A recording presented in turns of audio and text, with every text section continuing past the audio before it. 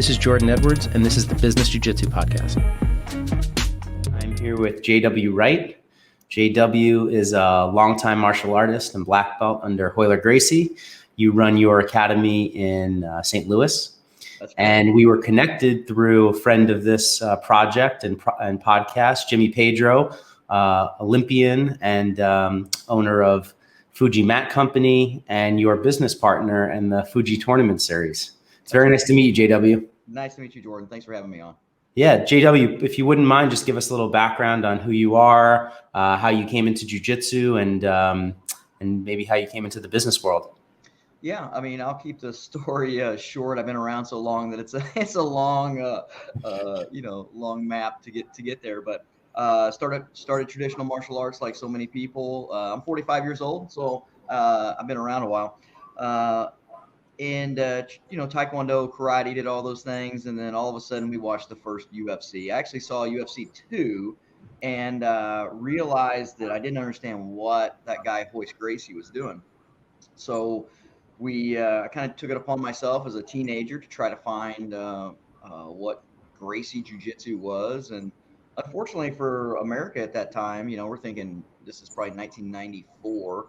I was graduating high school and was doing karate and stuff back then. And I really wanted to find what these guys did. And there really wasn't anything available until I saw that Hoiler Gracie was going to do a seminar in Missouri. He was traveling. I think he had just won UFC like 3 or 4 by then. And that kind of got me into the love of Gracie Jiu-Jitsu. And I'm a fan of martial arts in general. I still try to do judo as much as I can. I did Russian Sambo too, but I've trained in almost every martial art you can imagine because I'm a martial artist. I'm a professor of jiu-jitsu under the Gracie family and Master David Adiv. But I'm a fan of all of it. I love every aspect of combat. It's what I would love to do with my hobby, and fortunate enough for me, I was able to do it as a job now. So I'm a pretty lucky guy. But I kind of parlayed that seminar into a search of who was the absolute best competitor, because I love to compete in martial arts at my weight. And I knew the Gracie family, but I didn't really know like which ones did what, just like everybody else, I needed to be educated. So I found that Hoiler just happened to be 96, 97, 98, 99 world champion of jiu-jitsu in my weight class. And I kind of told myself, like, I don't need to look any further. If I'm gonna be the best at what I can do, I need to train with a guy that's my weight class. He's Hoister's brother. I'm like, I got to make this happen. And it was a struggle at first because he lived in Brazil, and it really wasn't available to me. And again, I think something, a higher calling just worked out for me, and I worked my way into a private lesson with him, one of 2 private lessons when he came and did the Arnold Classic. So he was kind of like the guest, person. He had just been 4-time world champion, 2-time ADCC champion. And I somehow worked my way into one of those 2 lessons.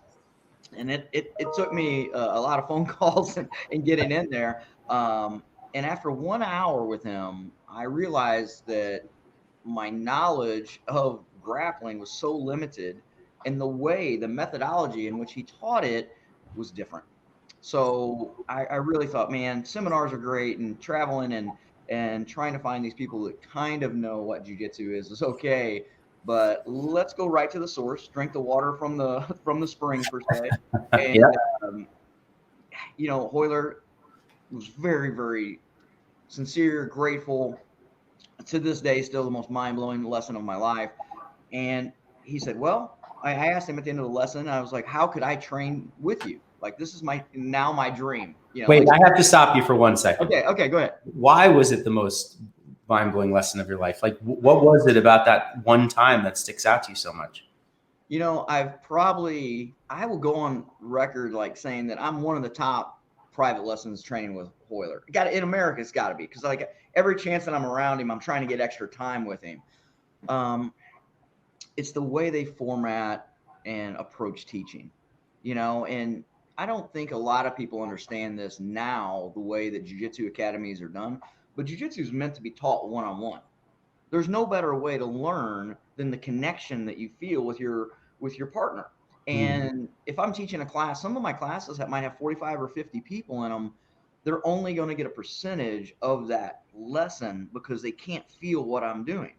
So my passion of doing private lessons comes from Hoiler, and I do so many private lessons every week. And when I travel for seminars, most of the time I have to come a day early to teach private lessons because people understand that it's so different. Now, what made his different? I didn't know any of it.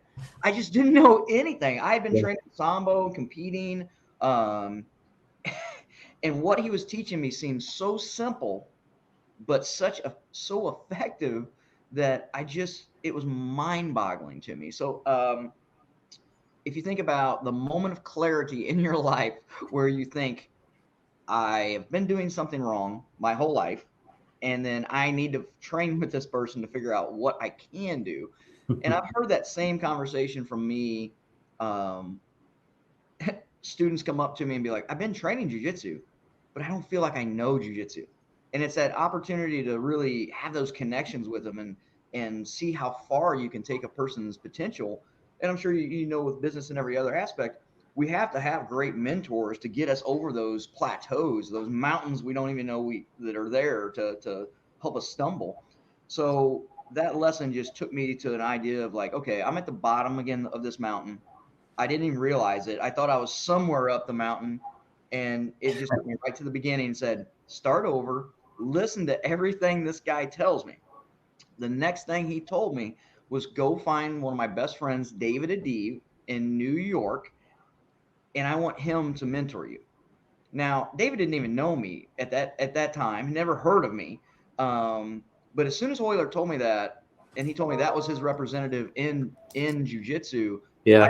I had to make that happen. And David Adiv is the hidden, I can't say enough good things about him. David Adiv is like the most talented jiu-jitsu guy that some people haven't heard of, because he's a very private individual. But when it comes to, Mickey Gall is his student in the UFC. David's jiu-jitsu is unreal, and it's because he hung out with Hoiler and Hoist and Hickson in those early years. I mean, I think he was going to Brazil in like 88 or 89 before the UFC was even created. So he was in those rooms at the apex of, those guys being super athletes. A lot of people don't know Hoiler was winning the world championships at like 34 and 35 because it didn't start until 96. He was winning tournaments way before them, but they just didn't have – the UFC hadn't got big enough to classify. You almost look at the UFC started, but then the jiu-jitsu kind of exploded. Then they started holding world championships. It's kind of happened backwards in a weird way. Yeah. But yeah, it was just an unbelievable experience, and that experience gave me my connection with David Adiv. And I was able to travel to New York probably quarterly to train with him, sleep on his couch, and just get as much as I can. And then when Hoiler would come into town, Hoiler would come to David and almost spend a month there. I would fly up and spend, sometimes 5 days, sometimes 7 days. And Hoiler and David would let me sit there and be Hoiler's assistant. So I would just sit there, and whenever they needed someone to choke, I was the guy. So I was taken under the wings of great individuals. And, my goal now is just to be a platform for other people's success the same way. Phenomenal. That's really, really great. What you said about Hoiler and your first encounter with him and why it was so transformative in private lessons, through the course of doing research for this book, one of my guests gave me the name of what that's called. And I always called it, when I meet someone, I want to rub everything they got all over me. Right. And this guy, I can't, his name escapes me at the moment, but he said that I call that the rub. It's like when you encounter somebody who you want something that they have, skill, success, happiness, and you're fortunate enough to get in a room with them and ask them questions or feel their jiu-jitsu, he called that the rub. And so that was one of the things I discovered as part of this project. And I'm so happy to hear you describe this transformative moment in your life of actually physically touching someone, because I've gone to, I don't know, 100 jiu-jitsu seminars in the past 12 years or more. I don't even know. So many over the past few years, and incredible classes every single night. But there's always a lot of people. But whenever I get my sensei Nardu in a room and I feel his jujitsu, it's like I'm being, touched and blessed. Yeah. I really do feel that way. And when I'm going around through the course of doing my business and I meet an incredible black belt or just even an incredible competitor and I feel their jujitsu, you can't learn about it. And so one of my transformative moments was in 2016. My sensei had said this, I don't know, dozens or hundreds of times over the course of my training with him. And he said, it's one thing to read the book, but you need to become the book. And in 2016, I must have been reading one of my favorite books at the time, called The Art of Learning. And I jotted it down in the back cover. I wrote, become the book, 2016, close, whatever, going with the rest of my life. And then I rediscovered it many, many years over the course of rereading that book. And just kind of reminded me, as you were talking, that's what I was thinking about, at these moments of alchemy and achieving everything that you want to do. And one of the things I'm fascinated by your story there is you seeking higher ground. You went after these people. You're living in St. Louis, Hoiler's in Brazil, David's in New York. What is it about you that you're not fearful of going to find these people that you want to be associated with? Well, that's a good question. I mean, if you have a real student's mentality of just enriching your life through the learning process, that shouldn't equate to fear. So nothing, that never really popped in my head that it was wrong.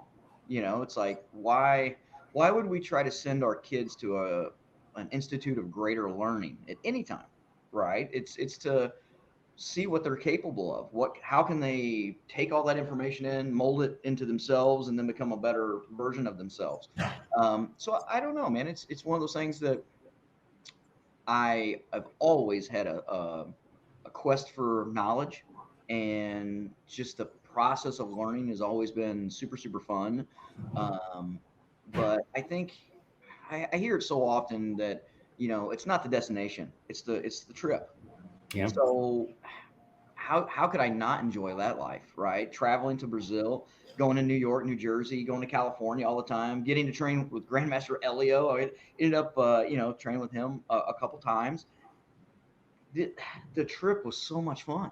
Like just the places and that jiu-jitsu has taken me. I've taken students to Abu Dhabi World Pro, the World Championships, all these other things that jiu-jitsu has given me a life that is really awe-inspiring. I grew up in a little bitty town of like 1,400 people, didn't have a martial arts school in it, didn't really find martial arts until I moved to St. Louis. And what I mean by that is, like, as a kid, 16, 17, I did karate and stuff, but it was just, little bitty school with 10 people or something. I never know how to say you're destined for something.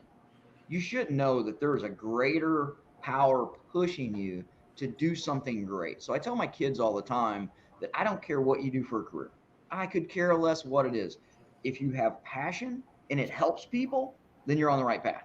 So these are just like the two things I'm trying to funnel my kids to, because they're just different individuals. We don't know. I mean, they don't love jiu-jitsu. I wish they did. I wish I could put them in that thing, but one loves music, one kind of loves sports. It's do what you want, but have some passion behind it. And if it's putting you in a position to help people, then you're going to do okay in life. It's funny. I was trying to figure out if you were talking about your children, if you had children, which is you did, or if you were talking about your kids through your academy. I couldn't tell the difference because I saw on your Instagram, you teach a lot of kids and you have a great program. Yeah, you can't push people, but the universe is there if you want to achieve something great.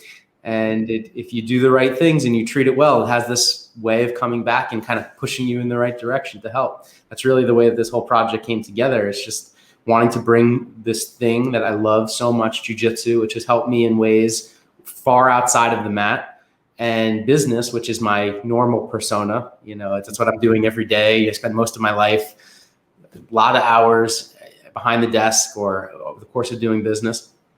And at some point I said, I want to bring these worlds together. They've been living completely apart. And I go to the gym every night, but it's almost like that's my action hero figure counter. It's like I put on my gi and I become a different person. So I said, I want to bring these two worlds together and just make everything that I do one. And so I started this project in January of 2020, right before COVID. And it's been received so well. I'm so grateful that I did it and that I took that leap, because there was a measure of fear. For me, my personal fear was stepping in front of this camera, and I never had Instagram or social media. So I'm a private person also, like you mentioned about David. I really don't want people in my personal business. I never posted what I ate for lunch on Instagram, or I never posted where I was going on vacation, because I didn't want people to know where I was. Yep. But I do love to teach. And through the course of my business of having lots of employees, I'm teaching all the time. And then in 2017, I had the great opportunity to start teaching the beginner class at my academy. And I said, this is something that I want to do and I want to share. And then my father and I wrote a book called This Is It, which is about my first 10 years in business. Oh, cool. And as soon as that book was done, like the day it was finished, I was like, I'm going to write another book. And I instantly knew what it was going to be about. It was going to be about the principles of martial arts that have helped me so much in business. And when I'm doing business, I feel like I'm doing jiu-jitsu. It was so simple. Right. When I was having a conversation with someone, it was the push and the pull. It was the negotiating. It was the high pressure environment. It was the so much on the line every single week. And, having to cut the payroll checks. So few people know what it means to have all of these people you're responsible for, their health insurance, their life, their paycheck, their rent. You don't do it, and then it's like, oh, the money's just not there to cut the checks. So all of that pressure I learned to deal with on the mat. Yeah. And of course I got the training in business, but I really learned how to deal with it through the course of doing jiu-jitsu. So I heard you have an amazing documentary. I'm just going to share my screen for a second. So I'd love for everyone to be able to find this easily. But J.W. Wright documentary on YouTube. And in that documentary, you say something so simple, but so profound about your experience with Hoiler. And that was when you met him, it was the simple principles that he taught you. That changed. It wasn't the fancy techniques. It wasn't a whole way of looking at things. It was just the simple principles. Can you talk about that a little? Oh gosh. Like looking back at like how many of those lessons I learned from not only Hoiler but David and everybody in between. Like you said, I've been able to train with a lot of great people. I'm just going to share one thing, and it's like you said, the parallels of business and jiu-jitsu are kind of mind-boggling. Like you can look at every aspect of life and see jiu-jitsu's parallels on and off the mat. This wasn't really the first time that Hoiler trained with me. It was later on. It was actually in my black belt. And I think that if you think about the business world and jiu-jitsu, this is where I see people fail probably the most. And it's one of the simplest. So I have 23 affiliated academies under me that I'm trying to mentor and get to the Gracie Humaita standard, which is Hoiler Gracie standard. And anyone that knows Hoiler, it means that isn't easy. Like he is a very, very intelligent man that knows exactly what he wants and knows, because of his father, Grandmaster Hoiler Gracie, what they believe is the best teaching environment, what's the best teaching methodology, all this. But years later, as I was a black belt, he told me, he goes, JW, he goes, one of the reasons I put so much time into you is because whenever you say something, you do it. He goes, I never have to guess. I never have to know if it's going to be done. I never have to second guess it. He goes, if I ask you to do something, it's done. If you say you're going to do something, it's done. And dealing with the thousands of students and thousands of people through business that my multiple businesses, put me in connection with, I feel like that's a missing link with so many people. Is it seems so simple. Just do what you say you're going to do. But that is such a honorable thing. And this is again a lesson I learned from Hoiler, and he learned from his dad. We agreed to meet at a certain time. It would be a lie for me to show up late. If I showed up 5 minutes late, I lied to you because I told you we agreed upon this. We were going to meet at 1 o'clock. Now I showed up at 1:05. So if you take those basic principles and just think about, you take that to the mat, you take that to business. Like, you're not going to overextend yourself. You're not going to put yourself in a position to fail because you're just doing what you're saying you're going to do. And that runs all the way back to my students, the people that are prepping for big tournaments. One of my favorite things to say at a seminar is, tell me what your goals are, and I will make a plan that we reach them together. Tell me unreasonable goals, and I'm not going to put my time into it. Right. You tell me you want to be a world champion, I'll tell you to quit your job, find someone to raise your kids, and then we're going to get you there, and you'll be a world champion. Yeah. But the being a naive person in this world is what holds a lot of people back. They don't understand that you have to make a plan. You have to do what you're say you're going to do. Does that mean you're going to do everything perfect? No. Does that mean that you're going to make some decisions that you regret? Of course. But I'm never afraid to be that person to make that mistake. Because if I make it, I'm going to help others understand what mistake I made, and then they'll never have to go through that. Perfectly said. I mean, it could be a whole chapter of this book, to be honest with you, and I'll give you perfect credit for it. Doing what you say it's so simple, but it's so complex. You know, they say the art of simplicity is a web of complexity. Oh boy, that's true. And, you know, when people come to me for business advice and I start with the most basic fundamental things, like you said, being on time, doing what you say, it's almost as if they can't believe it's that simple, because they haven't mastered those fundamentals in their life yet. Yep. Every day for my company, Mixology Clothing Company, we have 12 stores and about 225 female employees. We sell women's clothes and we have a website. Wow. Whether it's after a spectacular weekend in business or an epic failure that didn't go our way, normally what I bring it back to is the most fundamental aspects of our business. Is the bathroom immaculate? What does the store look like from the customer's eyes? Did you say thank you? You know, just like the most basic things. And you're just so spot on. And I'm really happy that you shared that, because I wish more people could just understand that it is that simple. Even for big businesses, sometimes you just have to go back to the fundamental things that made you successful when you launched. Definitely. And listening to people, listen to those that came before you. You know, if your employees don't listen to you, the chances of being successful are going to start going down. Yeah. You have to know that there's someone that paved the way for you.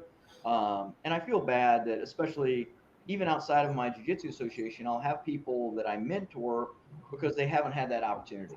You know, I mean, they may be successful in the competition ring, or maybe even successful in the business, but there's something missing. So anytime that I can help somebody just get over a hump or get over a plateau like that, you know, that makes me feel good. I enjoy the heck out of it. That's amazing. So that kind of leads me to the way that we were connected through your business partner, Jimmy Pedro. Jimmy just kind of, you know, of course I know Jimmy through the world, but having him as a guest on this podcast, he kind of shook me in a lot of different ways with his professionalism, his Olympic mindset. He is just the consummate professional. And the way that he was able to carry over his championship mindset to business and what he's been able to build in a niche. Like, you know, jiu-jitsu is a niche, no matter what way you slice it. And you really need to be on your game in order to have a lot of success in a niche. So when I asked him if there's anyone he thought would be a great contributor to this book, you were one of the first names that he brought up. Awesome. And he connected us, and I'm really grateful that he did for obvious, all the reasons why you're talking about on this podcast. Well, first of all, how'd you meet him, and then second, what's it been like to work alongside of him? Oh man, great question. So met Jimmy years ago through being a sales him going through the sales of a mat company. And just being a fan. I love judo. I mean, if I had all the hours of the day to just do martial arts, like I said, I'm just a giant fan of martial arts. I love training judo. I love training judo, jiu-jitsu, sambo. You know, I found sambo before I even found jiu-jitsu. And Jimmy, there's no better person. Like, if you looked at Americans who were coming up at the time, you know, Jimmy is just an amazing individual, 2-time bronze medalist, world champion. So just as a fan, I actually sent this to him. It's so funny. I met him at a big tournament, and he was signing little papers, you know. So I have a thing, BW from Jimmy Pedro, like, oh man, you're the best, you know. So years later, I sent this to him. I said, still a fan. So he partnered up with Lia Hatashita and the FUJI Sports people. Yes. So people that might not know, one of my instructors, David Adiv, was the driving force for FUJI Sports to start making jiu-jitsu gis. Now that's kind of crazy to think of how big FUJI Sports, FUJI mats, and now my business, FUJI BJJ.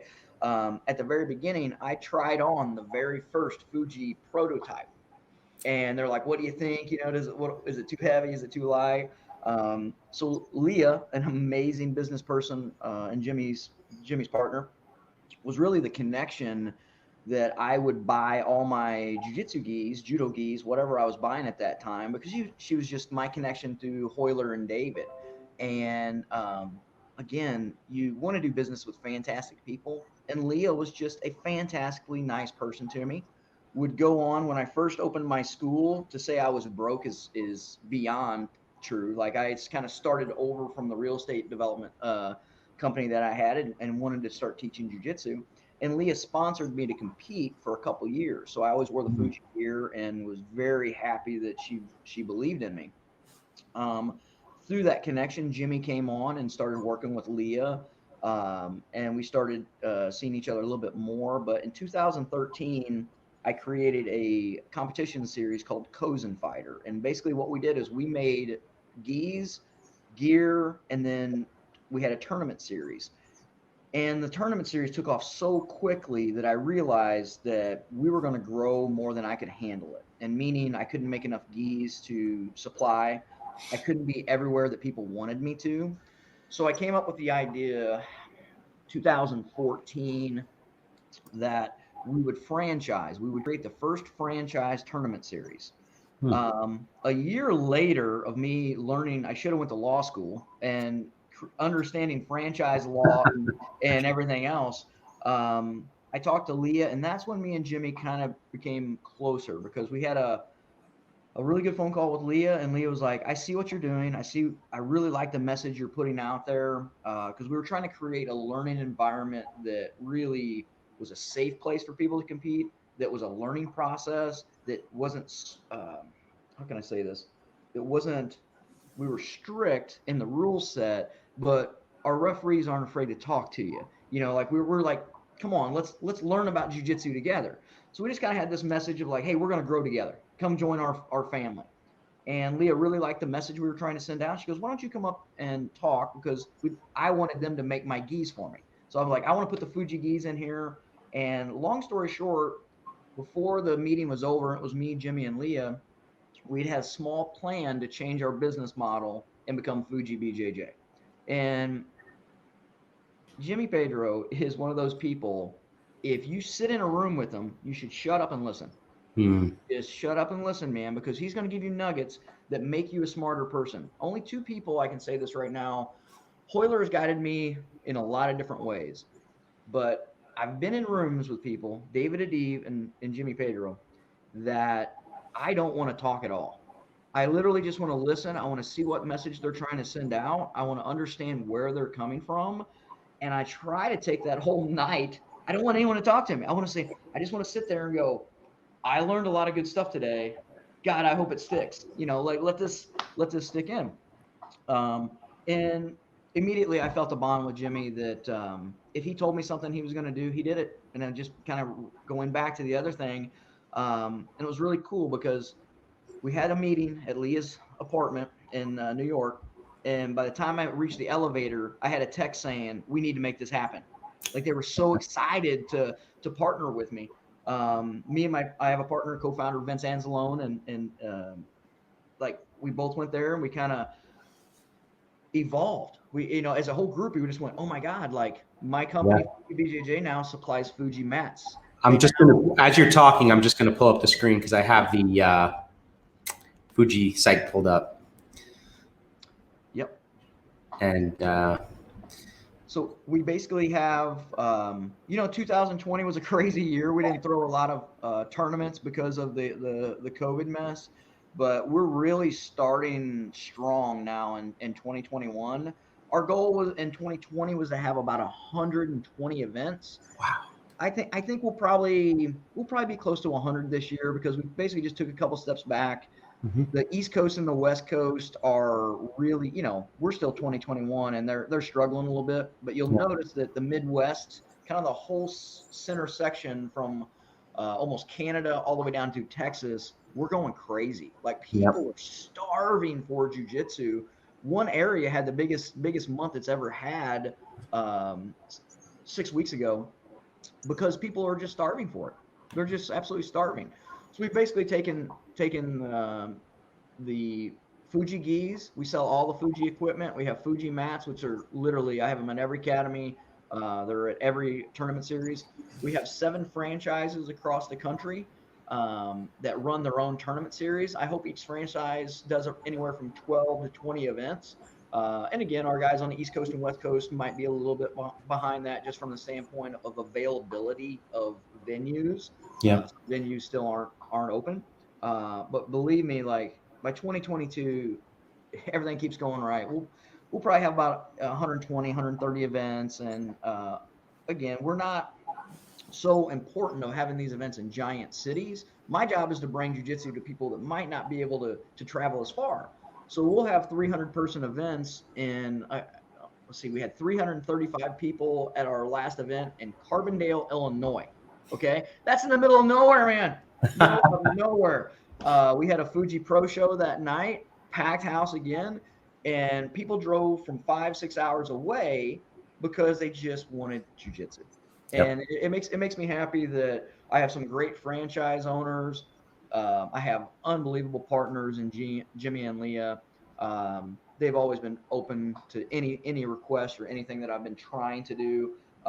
They've done a good job supporting our pro show. So now we're taking the amateur event, FUJI BJJ, and we've created the FUJI World Pro Grappling Series, which is a nighttime streamed event that allows the instructors of those students that were competing in that day, and then some other people, like we've had Rafael Lovato Jr., Gianni Grippo, some really high level grapplers that I try to have the main and co-main event. And then Jimmy and Travis Stevens have been nice enough to help us partner up with BJJ Fanatics, and the 2 people that win the pro events get contracts with BJJ Fanatics to be able to do their own video. So we're trying to expose people to what jiu-jitsu can be, and then give some people that maybe wouldn't have the opportunity to do some videos. One thing that you said there was about Jimmy speaking. Yeah. And I promise you, if you go back and you watch my interview with him, I think I said that to him. I think I said exactly, when you speak, I just want to shut up. He's such a commanding presence. And whenever I have the opportunity to hear someone who's had his kind of achievement, just even someone who was going to the Olympics or training to be an Olympian, much less an Olympic champion, like him, a 2-time bronze medalist. Yep. He's one of the most impressive people I've ever met in business or jiu-jitsu or anything in between, and so gracious with his time and willingness to share. So I'm right there with you on that. And then as far as the business that you've built, what a business. I mean, that is just, I didn't realize the scope of both your coaching through your affiliation. You said it was 22 schools? Yeah, we have our school, and then we have 22 affiliated schools. Actually, 23 affiliated schools, and we actually have 2 more schools opening relatively close to us. And that most of them are in the Midwest, but Missouri, Illinois, Texas is kind of our wheelhouse. And there's, I just have the other. I don't have any association, Hoilers Association. I just have a lot of connections in the Gracie Humaita organization. And then you have 12 franchisees through your tournament series. 7 franchise owners. Oh, Yep. 7 franchise owners, and our goal is for them to do 12 events a year, so one a month. And we're kind of doing some reorganization with that to grow that a little bit more. We may be taking it to another continent soon. So, nice. More work ahead. That's fantastic. I'll ask you the question that I often get running multiple businesses. How do you find the time to give everyone the attention that they deserve and run multiple streams? It's always a struggle. If people don't think that running multiple businesses and having multiple streams of income, which is super key to I think life now. Like if you don't have different revenue streams coming in from different businesses, I think it's hard. It's hard because like there's going to be some kind of pitfall that gets you eventually. I like to use this analogy that I made a mistake for years and years of thinking that I could achieve balance. So I have 2 teenage boys, which they're just characters. I love them so much. They're so they take number one priority, and then everything else takes the backseat to that, right? So if you own your own business and then you own multiple businesses, I hope you don't like sleep. Like sleep should be a second thought, right? So that's one thing, but I really enjoy work. So I don't like to say that I'm a workaholic because I feel that I have enough things that I do outside of work that are really enjoyable. I'm an extreme hunter, so I love to hunt, get out into the outdoors and do those things. But going back to like my analogy of I used to try to achieve balance, and now I know balance is impossible to achieve. I always look at it as like I'm walking a tightrope trying to achieve balance, knowing I'll never achieve it. Mm-hmm. So that for me, it's like that tightrope is focus. What do I have to do to achieve balance on that tightrope? Focus, focus, focus, focus. I need to be ultra focused on what I'm trying to accomplish, what I'm trying to do, and realize that I better have a net underneath it because I'm going to fall sometimes. I'm going to fail. And another one that I used to tell, I tell my students, because some of my students, I bet they think I show up. I actually had this student say this like 5 years ago. He goes, man, I wish I had the job like you where you could show up, teach jiu-jitsu and go home and do whatever you wanted. Oh my God, man. This guy has no idea. He has no idea like when I go to sleep and when I'm done. And that time I was like spending 20 hours a week on franchise law. And I'm like, oh my God, my mind's explode. But I used to tell people, I'm like, imagine that you're, a juggler, and Jimmy Pedro, I got to say, man, he's a master of this. If you're a juggler and you're really good, maybe you juggle 5-6 things at a time. I'm probably going to try to juggle 16, and I'm going to drop 2. But at the end of the day, I'm still juggling 14 things. But at least it's more than most people. Where I think one thing that I've learned from Jimmy that I'm not as good at, I wish I was, and I think I'm constantly knowing that this is one of the things that I'm constantly getting better at is prioritizing other people doing the things that in roles, positions that they should be accomplishing for me. Yeah. And I think by giving, redirecting some of that work to smarter people on those subjects or people that do those things equal to you or better, or even if they don't do it, they can at least achieve that goal for you. Is something massive. It's something massive. And I've always been a big, like, I'm going to get it done myself guy, because I know it's done right. And I know that I don't mind work. Like my guys they always laugh. I've had school owners come up and go, why are you carrying mats when the tournament's done? And I'm like, it needs to be done. I'm like, I'm here. Like, why not get it done? So I think I don't fear working hard. And if people see you're the hardest worker in the room, they're going to see something that like the reason that you became successful or trying to become successful. So when I think about Jimmy, I'm always blown away by that. He's always better at delegating than anyone that I've seen, and he's always putting you in a position of the right person. He always puts you with the right person to do. And I look back and I think Hoiler did me such a service by delegating me to David Adiv whenever he wasn't in the country. Yeah. So he saw something like, go with that guy. This is the guy I want you to train with. So, just taking after those amazing instructors and amazing business people and learning a few things from them. When you're willing to be of service, the people around you are then willing to be of service. 100%. And it's not to say that you should give 100% of yourself and not expect something back in return. But if you are the guy that's willing to carry the mats and you show, and then you give the opportunity to the next guy to do it also, it'll trickle down in a beautiful way. If you make them always feel like you're going to do it and they don't have to do it, you're setting them up for failure. Yep. So that is also what I tell people when they come to me for advice on the subject of how do you run multiple businesses and have a podcast and do all this. I said, because I inspire confidence in the people around me. That's my number one job as the leader of the companies, is to inspire them that they can grow and seize all the opportunity and all of their dreams, whatever they want. And I make my companies launching pads for people's careers, whether they want to be an intrapreneur or an entrepreneur. And if they say, come to me one day and say, Jordan, I want to start a clothing line, or I want my own business, then it's out. They leave the door with a hug, not the middle finger. Yeah. So many times when business owners, their employees leave, it's always with a middle finger, like it's a breakup. And one of the things I always tell people, even in the interview process, is this is a job. This is not a relationship. Right. It can be a long-term relationship if you want to be here, and we'll have the best one ever. But if you decide one day that you want to become an alumni of my organization, maybe I'll be your first customer. And I've been that first customer to so many of my former employees, where they've started marketing companies, or they start another business, a lot of creatives. And that's one of the most beautiful things. That's what I took away from what you just said there. And over the course of this interview, you said two beautiful things. One, your love of hard work, and two, your love of learning.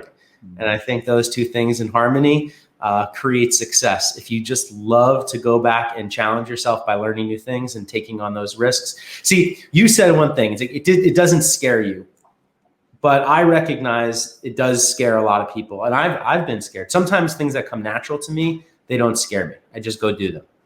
Like public speaking, for example. I could talk in front of hundreds or even thousands of people, and I just don't get scared. Right. But that was always natural to me. But taking tests I would get petrified. I could, before I would take a test the night before, I couldn't even absorb the information I was trying to study. Uh-huh. So I get it. I try to counsel people to go towards their strength, but if you can go and conquer your fear, it's so much more beautiful. So when this was like 2017 and 2018, I went back and took this program through Harvard Business School online. 3 courses. It was like a degree program. There was a test at the end, and I was shaking in my boots signing up for that thing, because I knew that there was this big test at the end. And my wife helped me get prepared. My wife was an incredible student. She's a doctor. But anyway, just reflecting on what you said and thinking out loud about your experiences. And it's so funny when, like you said, you're a platform. I always tell my guys that my job is to be a platform for other people's success. My jobs are all based on not me making all the money, but it's trying to help so many other people, for all of us to make a living in this very challenging, industry. And, one of the things it's kind of twofold. It's like, as a leader, you have to understand, like, you want to put everybody, if I'm the platform of success, I always say that I stand on the shoulders of greatness. I have people like Jimmy Pedro and David Adiv and Hoiler Gracie. You got to be careful that you're not pushing them underwater when you're standing on their shoulders. You know what I'm saying? Absolutely.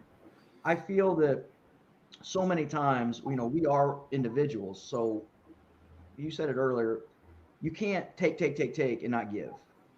So I'm always very, very careful whenever I'm trying to help people or mentor them to understand that, you're learning how to be a leader.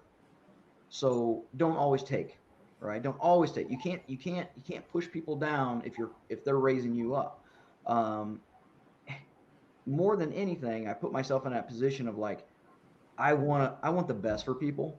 And I think that's sometimes, like, the person's best for them isn't as high as you really want. And you have to be okay with that. You have to be okay with that as a leader, being like, they're happy at this level, let them be happy. Because I see the best in everyone. I want everyone to achieve greatness and see these massive things, but they all can't. Jordan, let me ask you a question. What do you think the biggest failure of a leader is?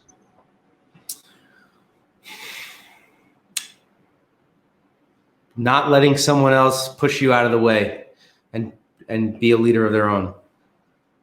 I almost like parallel that immediately. I tell people this so many times a day. The biggest mistake of a leader is not leading. It seems so easy. But I see truly great individuals that don't make a decision that hinders them, that won't tell that person, hey, you're wrong. Here's why you're wrong. They'd rather like, okay, if that's what you think. You have to lead people.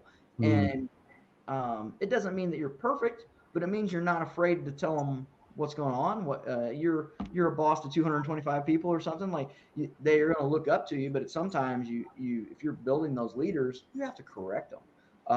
And I think certain people get to a certain stage, they forget that. They forget that they have to constantly lead people, and people are always going to look at them. And I look at Master Hoiler as a great example, man. He's never put himself in a position, in my eyes, that I question his leadership 21 years later, right? And it's like, if Hoiler says something to me, this gets back to our earlier conversation, and he doesn't agree with my point of view, I'm still going to do what he says. You know, that sucks sometimes. It sucks to take something from someone who's leading you and say, we're not doing what you want to do. We're going to do what I say you're going to do. And then looking back, almost every time I'm like, I'm glad I did it. And that's one of those things that put yourself around smarter people, and hopefully you're going to learn some things at their expense, because they probably made those mistakes. But at the end of the day, don't be afraid to lead. You can't be afraid of making those decisions if that's what you're trying to do. I love that. That is a beautiful line of thinking, and I think I'd like to end on that, if you don't mind, because that was a perfect exclamation point on this great conversation. And I'm so grateful that you took the time to contribute to this project and the podcast. And I'm especially grateful to Jimmy for connecting us. Oh, thank you. Yeah. And I love what you got going on out there. It's so inspiring to see how much you do, how many lives you impact through your different businesses, and that you've brought together, that you're in the business of jiu-jitsu. You know, this podcast is not about the business of jiu-jitsu, but the business of jiu-jitsu is part of it. And I'll just say one thing before I go. I was doing business last week in Texas, where I've been doing business for a long time. And our guys that we do business with down there, they drove us to the airport, and we were hugging and, you know, high-fiving, and it's so good to see you. It's been 2 years with COVID. And he turned to me and he said, "This is the way business should be done. You know, it can be done this way, and it should be done this way." And that's reflecting on our conversation just now is what I got from you too. So it can be done the right way. It can be. You're right. You're 100%. Well, thanks for taking the time to put me on. You know, I mean, I feel that, you know, just being recommended by Jimmy is a feather in the hat. You know, that's an amazing accomplishment for me. Coming from nothing and being able to have these conversations with you, and hopefully be able to touch someone, or be able to let someone understand that maybe they don't have that mentor in their life, or maybe they need that push to make that decision and be a leader. I'm just happy and blessed to be able to do what we do. And, you know, wow, I never thought jiu-jitsu would have taken me all over the world and been able to do these awesome things, but man, I sure am glad that we found it. Yeah, well said. Have a great day, JW, and I look forward to speaking with you again in the future. Thanks, Jordan. Take care, man. Yeah. See ya.